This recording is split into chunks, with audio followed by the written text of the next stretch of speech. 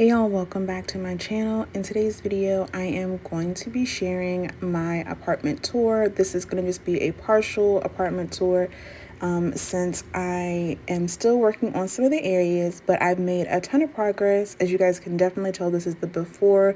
I've been working on definitely different projects in the space, which I love sharing on my TikTok and Instagram. So if you're looking for like quick DIYs and some inspiration that's doable, definitely follow me on both of those platforms.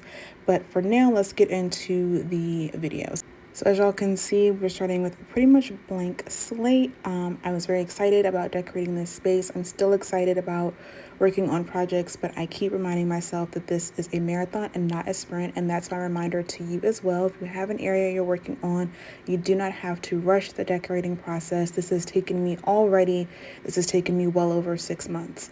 And I'm still, like I said, not completely done. There are other touches I want to add. There are other projects I want to take on. I actually have a list, and I'll be working on those throughout the course of 2023. But I say all that to say, don't let like social media rush you. Don't let Instagram rush you. Don't let other creators or even persons like myself rush you. Take your time. You want to pick things that you're going to end up loving so you don't waste your money and have to keep changing out your space all the time. Little tweaks are fine, but big overhauls of your space over and over can add up. So let's get into this tour. I really tried to go with great anchoring pieces, and one of the things that I love is this couch. This is from Medley Home. I've actually shared a series on how I even decided about this furniture piece, and I love this couch because it's really timeless, nice good clean lines. Of course, I have my closet area behind there.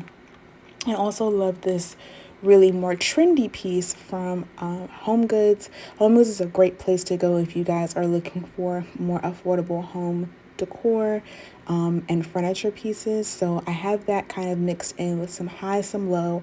I have some thrifted pieces. I have pieces from my old place. And that artwork trio that you guys see over the couch in the living room is actually a DIY because the prints and prices on like CB2 for those matted frames were way out of my budget. So definitely don't be afraid to do some DIYs as well when making your space your own.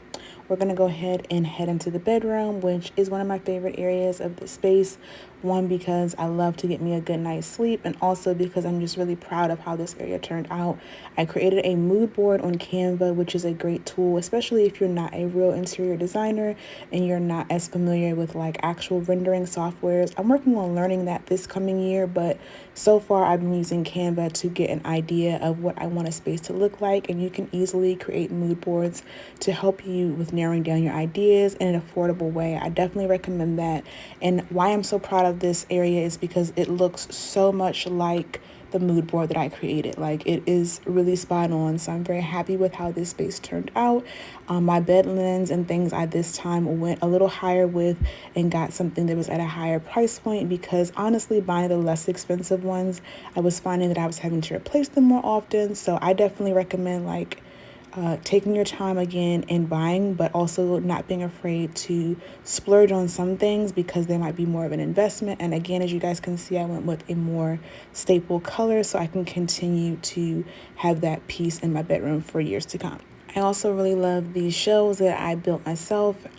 These are the Nathan James shelves from Amazon, but you can also find them at Home Goods and Walmart, and they all, depending on the week or the day, they have various prices, but I like them so far, and they're really great for my home office. And I also, again, mixed high and low, so this piece that's my dresser is thrifted. Don't be afraid to check your local thrift stores. I just went ahead, and one of the hardware pieces on that was missing. I was able to find a seller on Etsy that had a replacement piece, and so I was able to make that work. And then this is my little at-home workout gym area for my Peloton.